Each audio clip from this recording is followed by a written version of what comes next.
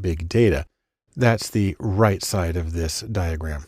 Well, to make that happen, you're probably talking about data with just one of the three V's from big data. So either volume or velocity or variety, but singly.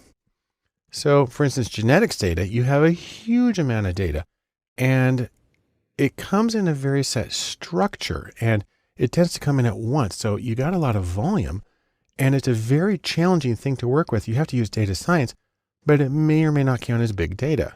Similarly, streaming sensor data, where you have data coming in very quickly, but you're not necessarily saving it. You're just looking at these windows in it. That's a lot of velocity and it's difficult to deal with. It takes data science, the full skill set, but it may not require big data per se. Or facial recognition, where you have enormous variety in the data because you're getting photos or videos that are coming in.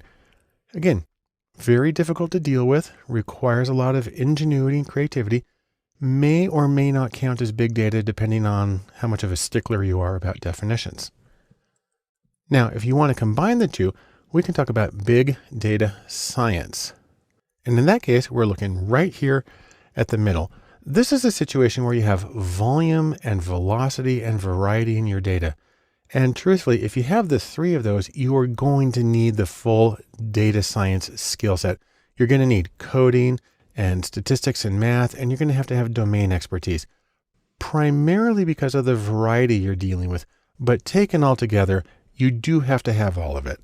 So in sum, here's what we get. Big data is not identical to data science. Now there's common ground. And a lot of people who are good at big data are good at data science and vice versa, but they are conceptually distinct. On the other hand, there is the shared middle ground of big data science that unifies the two separate fields. Another important contrast you can make in trying to understand data science is to compare it with coding or computer programming. Now, this is where you're trying to work with a machine and you're trying to talk to that machine to get it to do things. In one sense, you can think of coding as just giving task instructions, how to do something, and it's a lot like a recipe when you're cooking. You get some sort of user input or other input, and then maybe you have if-then logic and you get output from it. To take an extremely simple example, if you're programming in Python version 2, you write print and then in quotes, hello world, and that will put the words hello world on the screen. So you gave it some instructions and it gave you some output. Very simple programming. Now, coding and data gets a little more complicated. So for instance, there's word counts where you take a book or a whole collection of books, you take the words and you count how many there are in there. Now, this is a conceptually simple task, and domain expertise and really math and statistics are not vital, but to make valid inferences and generalizations in the face of variability and uncertainty in the data, you need statistics. And by extension, you need data science. It might help to compare the two by looking at the tools of the respective trades. So for instance, there are tools for coding or generic computer programming, and there are tools that are specific to data science. So what I have right here is a list from the IEEE of the top 10 programming languages in 2015. And it starts at Java and C and goes down to Shell. And some of these are also used for data science. So for instance, Python and R and SQL are used for data science. But the other ones aren't major ones in data science. So let's in fact take a look at a different list of most popular tools for data science. And you see that things move around a little bit. Now R's at the top, SQL's there, Python's there. But for me, what's the most interesting on this list is that Excel is number 5, which would never be considered programming per se, but is in fact a very important tool for data science. And that's one of the ways that we can compare and contrast computer programming with data science. In sum, we can say this: data science is not equal to coding. They're different things. On the other hand, they share some of the tools and they share some practices, specifically when coding for data. On the other hand, there is one very big difference, and that's statistics. Statistical ability is one of the major separators between general purpose programming and data science programming. When we talk about data science and we're contrasting it with some fields, another field that a lot of people get confused and think they're the same thing is data science and statistics. Now, I'll tell you, there's a lot in common, but we can talk a little bit about the different focuses of each. And we also get into the issue of sort of definitionalism, that data science is different because we define it differently, even when there's an awful lot in common between the two.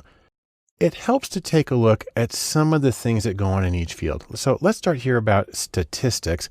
Put a little circle here and we'll put data science. And to borrow a term from Stephen Jay Gould, we can call these non-overlapping magisteria or noma. So you think of them as separate fields that are sovereign unto themselves with nothing to do with each other. But, that doesn't seem right. And part of that is if we go back to the data science Venn diagram, statistics is one part of it. There it is in the top corner. So now what do we do? What's the relationship? So it doesn't make sense to say these are totally separate areas.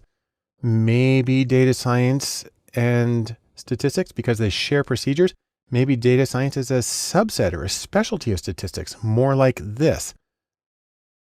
But if data science were just a subset or specialty within statistics, then it would follow that all data scientists would first be statisticians. And interestingly, that's just not so.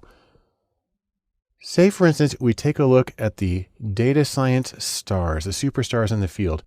We go to a rather intimidating article. It's called The World's 7 Most Powerful Data Scientists from Forbes.com. And you can see the article if you go to this URL. There's actually more than 7 people on the list because sometimes he brings them up in pairs, but let's check their degrees, see what their academic training is in.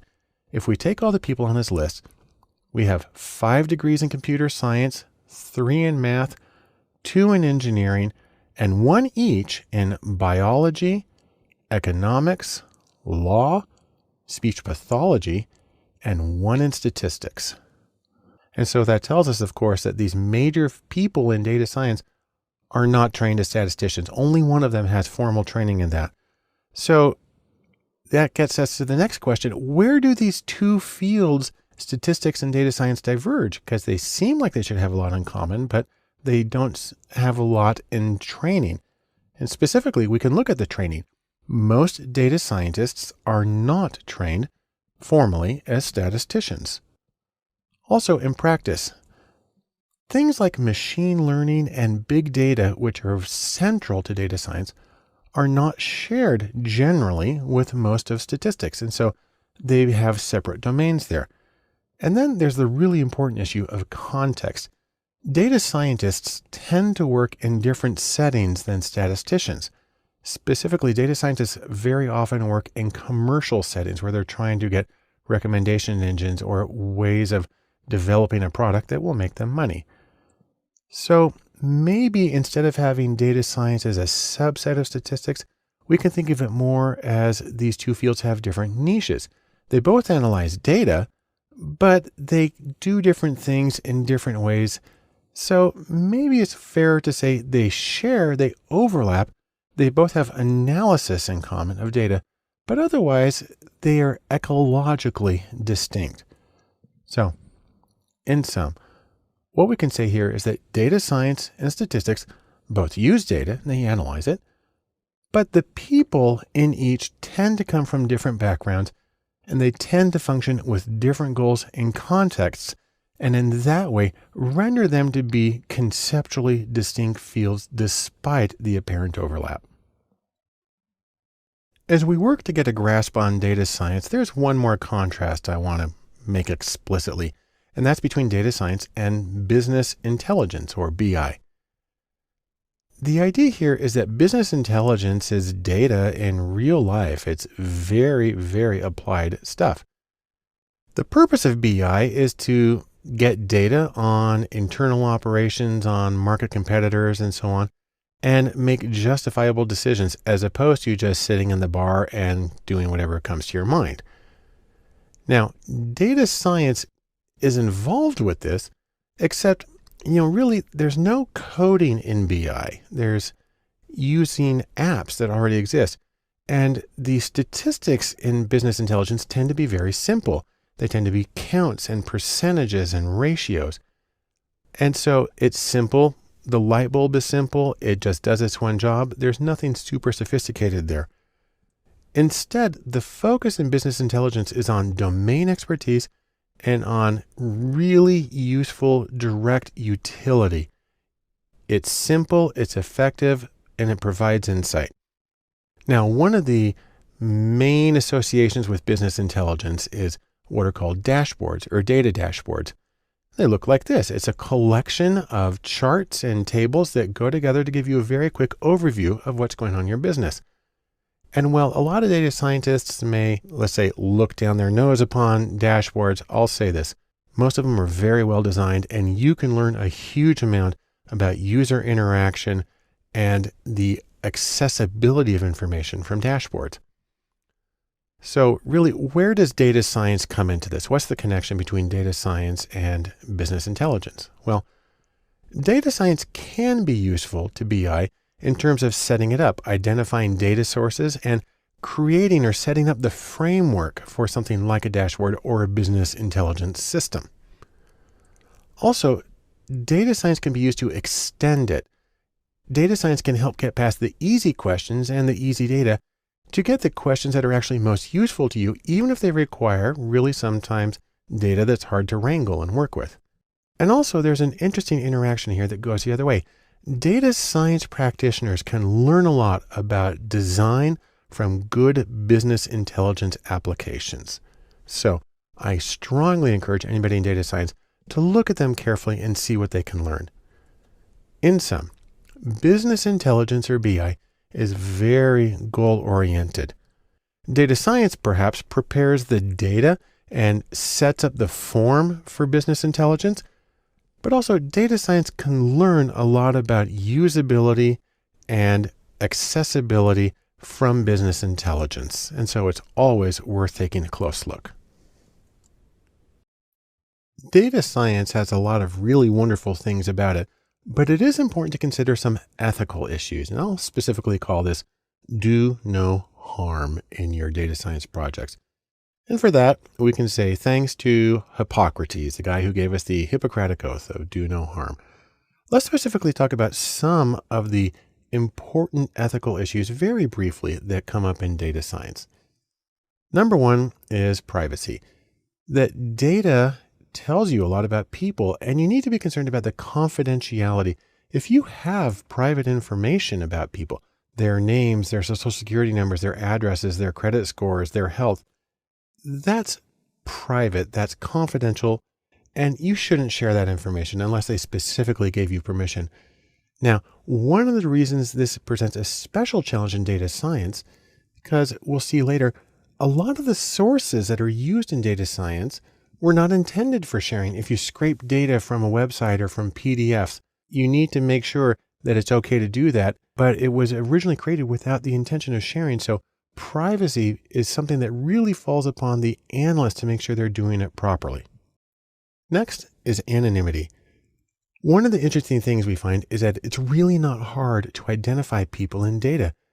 If you have a little bit of GPS data and you know where a person was at 4 different points in time, you have about a 95% chance of knowing exactly who they are.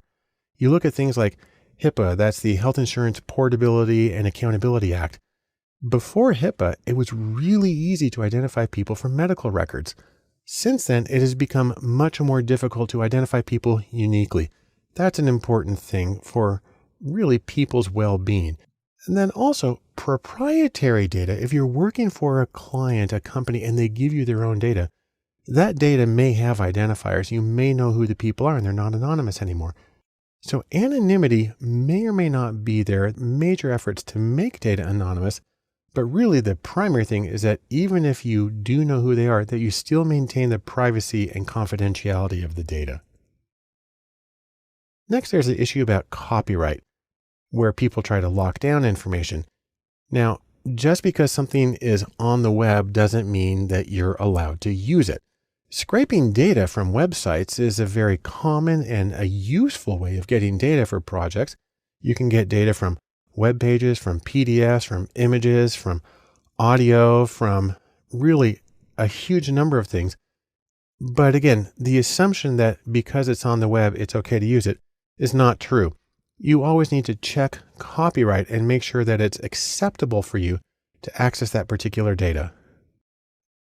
Next in our very ominous picture is data security.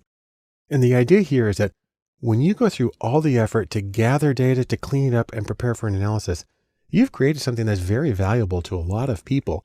And you have to be concerned about hackers trying to come in and steal the data, especially if the data is not anonymous and it has identifiers in it. And so there is an additional burden placed on the analyst to ensure to the best of their ability that the data is safe and cannot be broken into and stolen. And that can include very simple things like a person who was on the project but is no longer, but took the data on a flash drive. You have to find ways to make sure that that can't happen as well. There's a lot of possibilities. It's tricky, but it's something that you have to consider thoroughly. Now, two other things that come up in terms of ethics, but don't usually get addressed in these conversations. Number one is potential bias. The idea here is that the algorithms or the formulas that are used in data science are only as neutral and bias-free as the rules and the data that they get. And so the idea here is that if you have rules that address something that is associated with, for instance, gender or age or race or economic standing, you might unintentionally be building in those factors, which, say, for instance, for Title IX, you're not supposed to. You might be building those into the system without being aware of it. And an algorithm has this sheen of objectivity, and people can say they can place confidence in it without realizing that it's replicating some of the prejudices that may happen in real life. Another issue is overconfidence. And the idea here is that analyses are limited simplifications. They have to be. That's just what they are. And because of this, you still need humans in the loop to help interpret and apply this. The problem is when people run an algorithm to get out a number, say to 10 decimal places, and they say this must be true and treat it as written in stone, absolutely unshakable truth. When in fact, if the data were biased going in, if the algorithms were incomplete, if the sampling was not representative, you can have enormous problems and go down the wrong path with too much confidence in your own analyses. So once again, humility is in order when doing data science work. In sum, data science has enormous potential, but it also has significant risks involved in the projects. Part of the problem is that analyses can't be neutral, that you have to look at how the algorithms are associated with the preferences, prejudices, and biases of the people who made them. And what that means is that no matter what, good judgment is always vital to the quality and success of a data science project. Data science is a field that is strongly associated with its methods or procedures. In this section of videos, we're going to provide a brief overview of the methods that are used in data science. Now, just as a quick warning, in this section, things can get kind of technical, and that can cause some people to sort of freak out. But this course is a non-technical overview. The technical hands-on stuff is in the other courses. And it's really important to remember that tech is simply the means to doing data science. Insight, or the ability to find meaning in your data, that's the goal. Tech only helps you get there. And so we want to focus primarily on insight and the tools and the tech as they serve to further that goal. Now, there's a few general categories we're going to talk about, again, with an overview for each of these. The first one is sourcing or data sourcing, and that is how to get the data that goes into data science, the raw materials that you need. The second is coding. That again is computer programming that can be used to obtain and manipulate and analyze the data. After that, a tiny bit of math, and that is the mathematics behind data science methods that really form the foundations of the procedures. And then stats, the statistical methods that are frequently used to summarize and analyze data, especially as applied to data science. And then there's machine learning, ML. This is a collection of methods for finding clusters in the data, for predicting categories or scores on interesting outcomes. And even across these 5 things, even then, the presentations aren't too techie crunchy. They're basically still friendly. And really, that's the way it is. And so that is the overview of the overviews. In sum, we need to remember that data science includes tech, but data science is greater than tech. It's more than those procedures. And above all, that tech, while important to data science, is still simply a means to insight in data. The first step in discussing data science methods is to look at the methods of sourcing or getting data that's used in data science. You can think of this as getting the raw materials that go into your analyses. Now, you've got a few different choices when it comes to this in data science. You can use existing data. You can use something called data APIs. You can scrape web data, or you can make data. We'll talk about each of those very briefly in a non-technical manner. But right now, let me say something about existing data. This is data that already is at hand, and it might be in-house data. So if you work for a company, it might be your company records. Or you might have open data. For instance, many governments, many scientific organizations make their data available to the public. And then there's also third-party data. This is usually data that you buy from a vendor, but it exists and it's very easy to plug it in and go. You can also use APIs. Now that stands for Application Programming Interface. And this is something that allows various computer applications to communicate directly with each other. It's like phones for your computer programs. It's the most common way of getting web data, and the beautiful thing about it is it allows you to import that data directly into whatever program or application you're using to analyze the data. Next is scraping data, and this is where you want to use data that's on the web, but they don't have an existing API.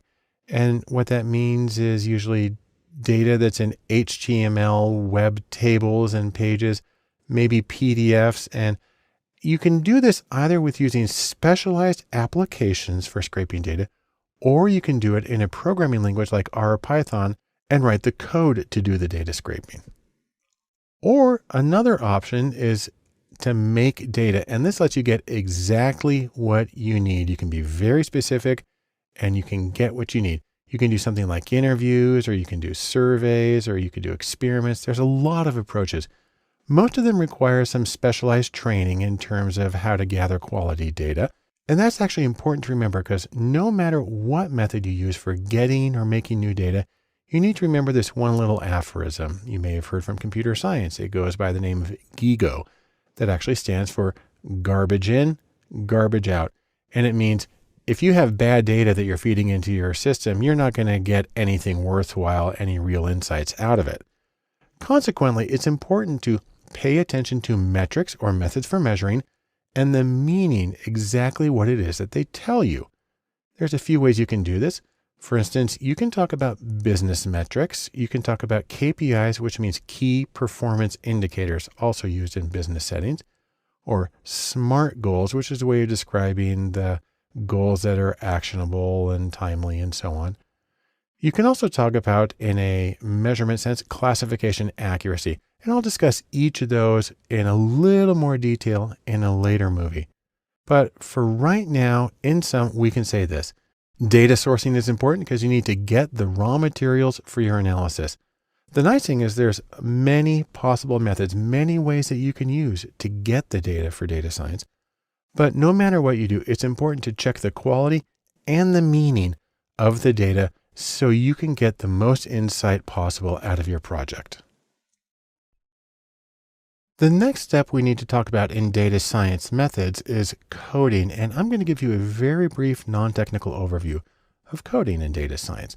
The idea here is that you're going to get in there and you are going to be king of the jungle, master of your domain, and make the data jump when you need it to jump.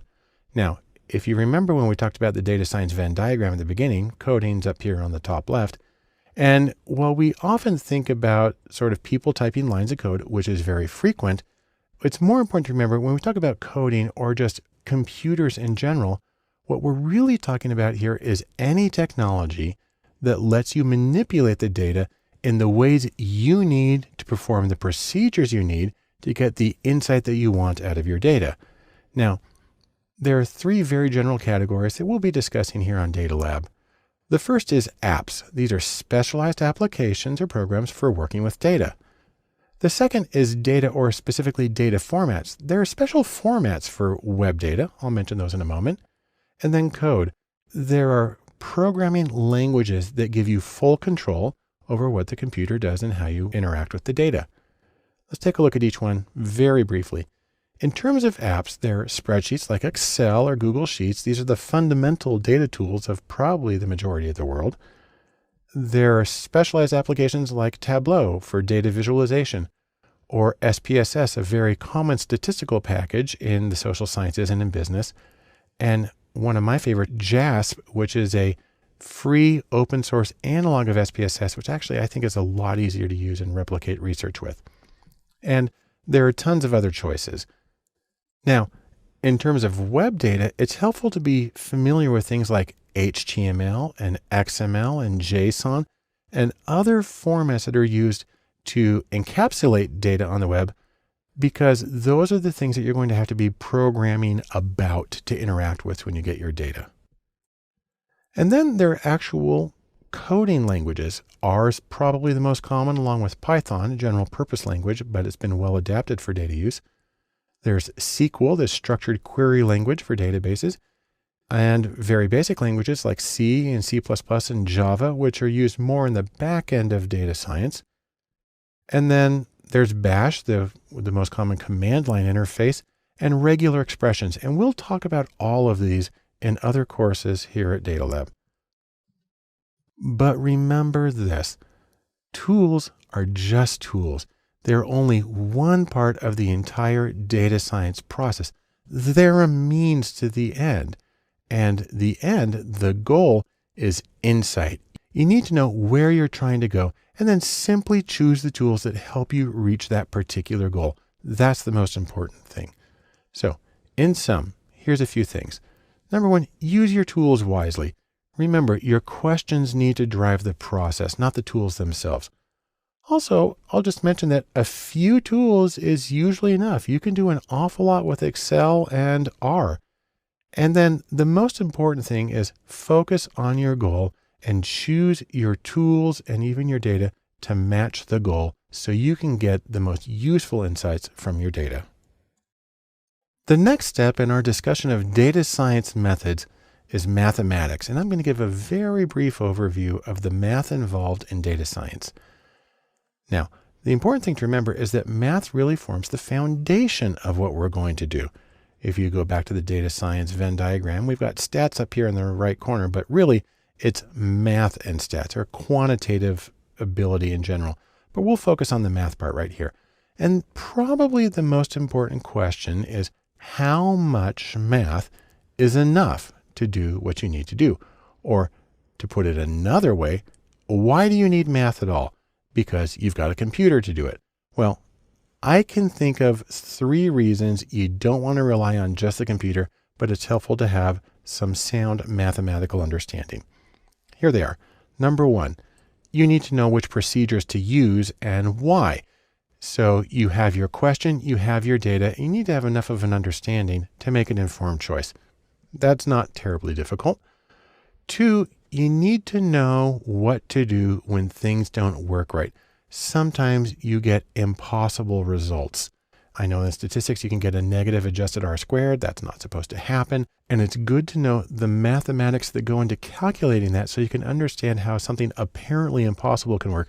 Or you're trying to do a factor analysis or principal component, you get a rotation that won't converge. It helps to understand what it is about the algorithm that's happening and why that won't work in that situation. And number 3, interestingly, some procedures, some math is easier and quicker to do by hand than by firing up the computer. And I'll show you a couple of examples in later videos where that can be